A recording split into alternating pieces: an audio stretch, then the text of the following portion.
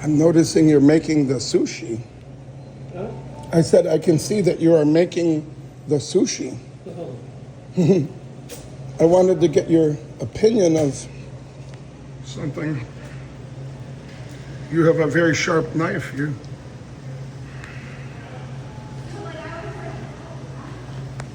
Can I get your opinion of something? No. I don't know if you can hear me. Maybe if I come over here, because I'm hard of hearing. I lost my hearing. My friend Nathan, he's a plumber, and he makes bratwurst, if you know what bratwurst is. He makes bratwurst and smash burgers in the back of his plumbing truck. You know, like a lot of the plumbers do, you know. But he uses a dirty plunger. That's, I think, not good.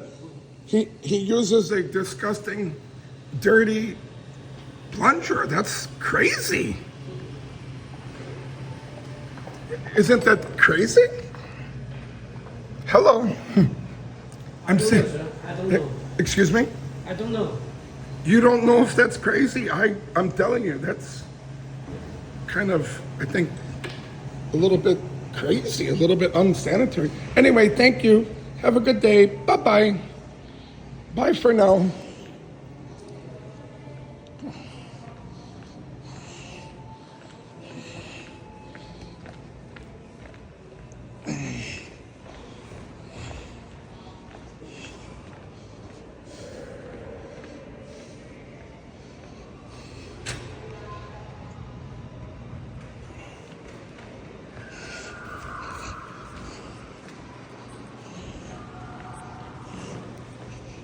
Hello. Hey.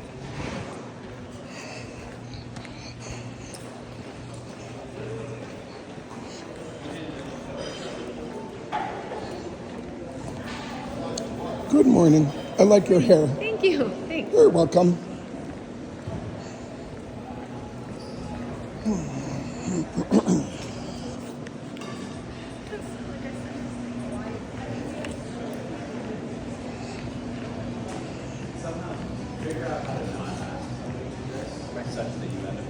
I was just looking at this. The further back you go, it turns into, if you go closer, it's one thing. It's an optical illusion. What is it called? An optical illusion? I guess that's what it's called, but it's got little squares. And then if you go back,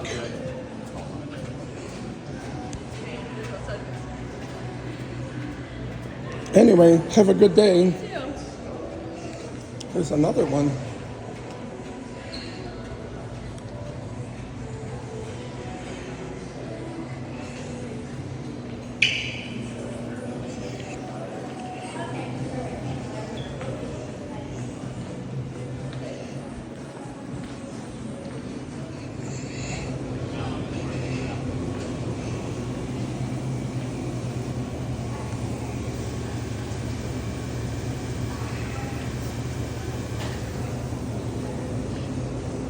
It's very nice. Oh, yeah. You don't think it's nice? Oh, it is. It's very nice. Am I the only one that ever takes pictures of it? No. Other people do too? Yep. Was this the Marriott brothers, maybe? I have no clue. The hot shop.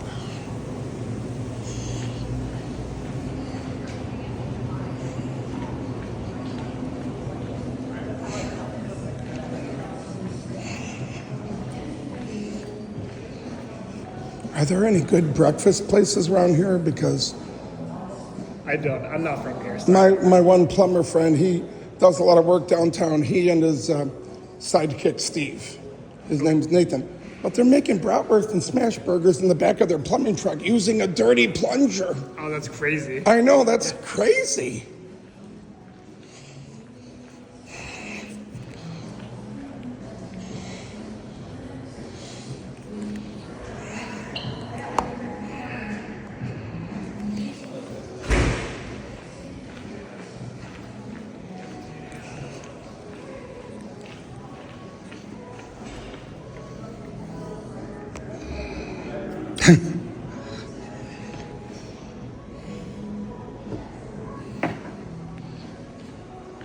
Morning. Good morning. How are you? I'm doing wonderful. Yourself?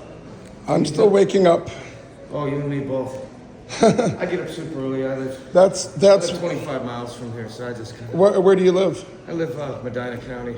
Oh, you're probably familiar with Medina Municipal Oh yeah. Airport. And can I tell you why I say It's over Medina? on 18.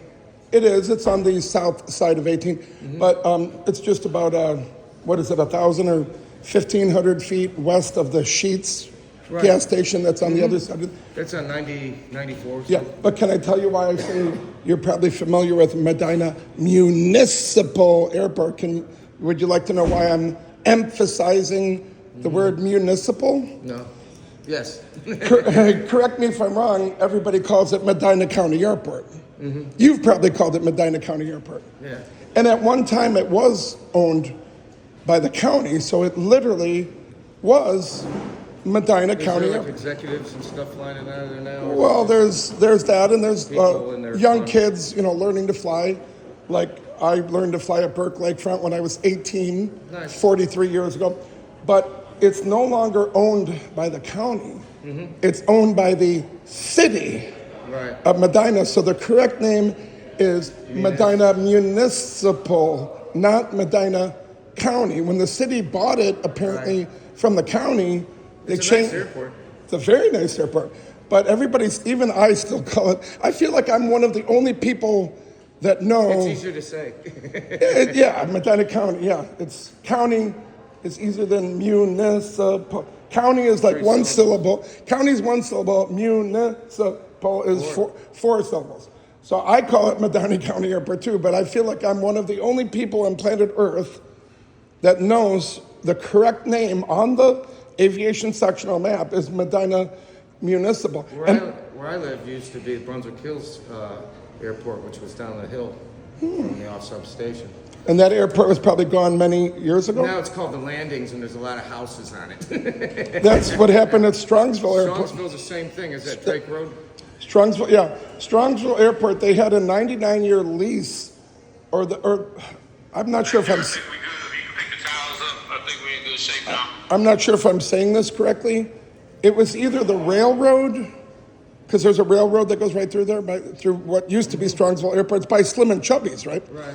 And either the railroad had a 99-year lease, or I think maybe the airport had a 99-year lease on that land from the railroad. The airport had, and I think what happens, and this is happening all across America, and they've been talking about doing it to Burke Lakefront for how many decades now? They offered that to the Cleveland Browns to build a new stadium there.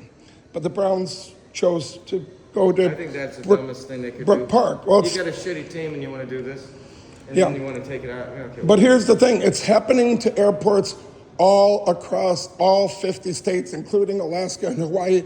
And the reason is a small airport where you got these little Pipers and Cessnas, usually they're not making any money. No, I see one or two every once in a while flying in and out. Oh, out of And then- Medina? No, out of this.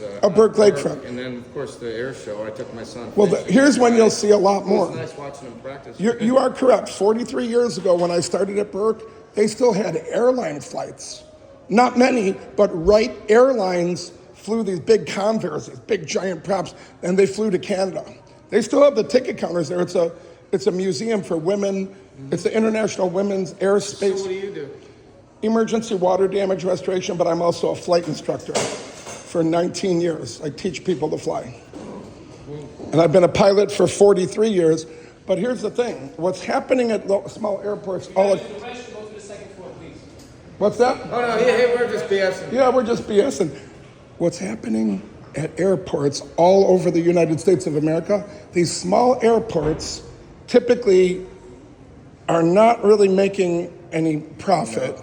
They're barely bringing in enough money to stay alive.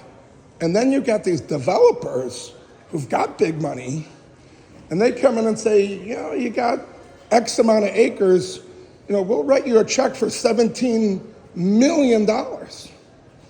It's kind of hard to say no to that. Even if you're passionate about aviation, as some of us are, if you're losing money and somebody wants to hand you a check for $17 million, that's what happened to Strongsville.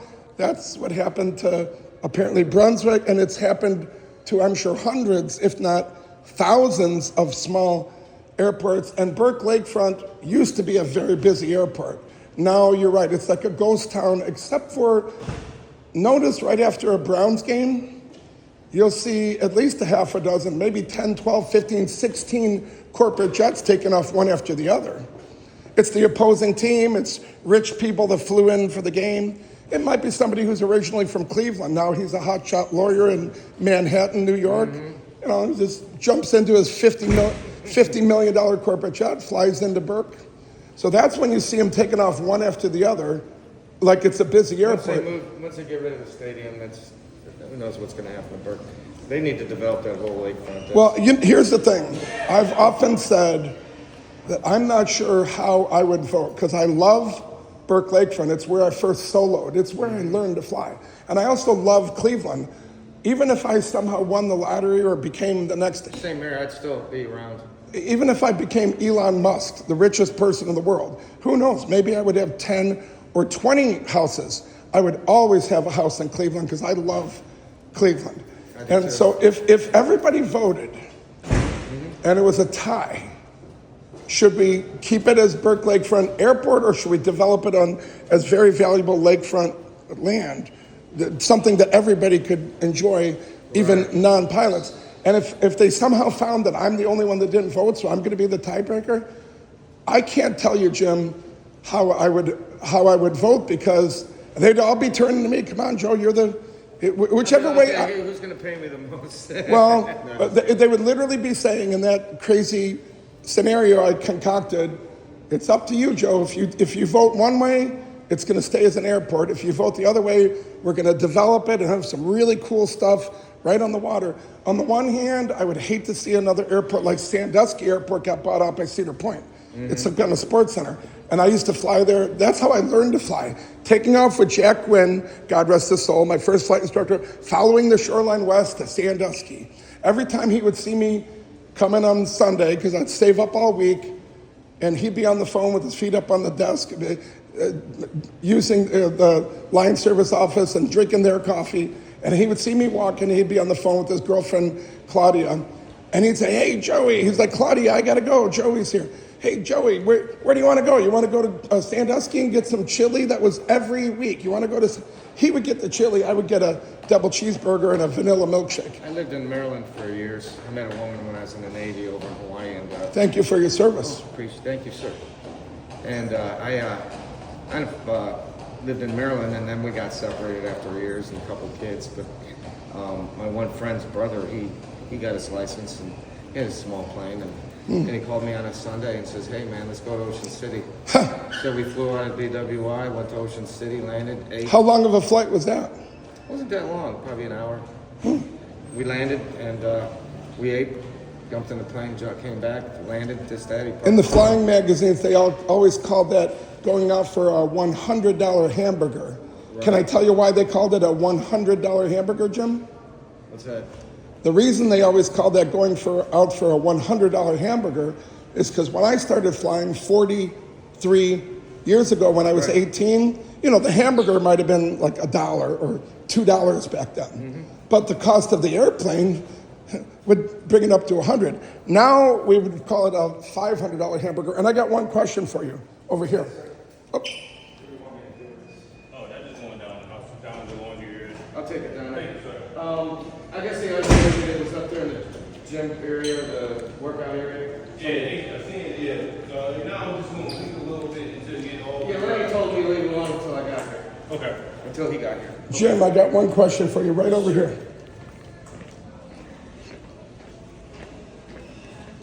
Is it me, or is this a nice picture of what I'm assuming is J. Willard Marriott and his son? Or Yeah, I believe so.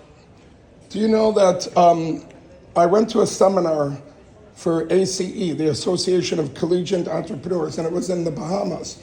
The guy teaching the seminar said he taught the same seminar when J. Willard Marriott himself was sitting in the front row. And everybody in that class, I think he said there was, 25 or 35 people. Everybody knew that Mr. Marriott was sitting there because he's a very prominent, was a well-known. Back in the 50s, he started doing I it. guess that's what it was. And he said he started teaching the same class that he was teaching us. But he stopped after a few minutes and he said, Mr. Marriott, I couldn't help but noticing that you've got 2 legal pads and you're writing with both hands at the same time on both legal pads. First and last name. And he said, if you don't mind me asking, what are you doing? How you doing today, sir? I'm doing pretty good. How are you doing? sharp. I'll be with you in 1 second. Yes, sir. You're recording too. So as I was saying, yes, I am.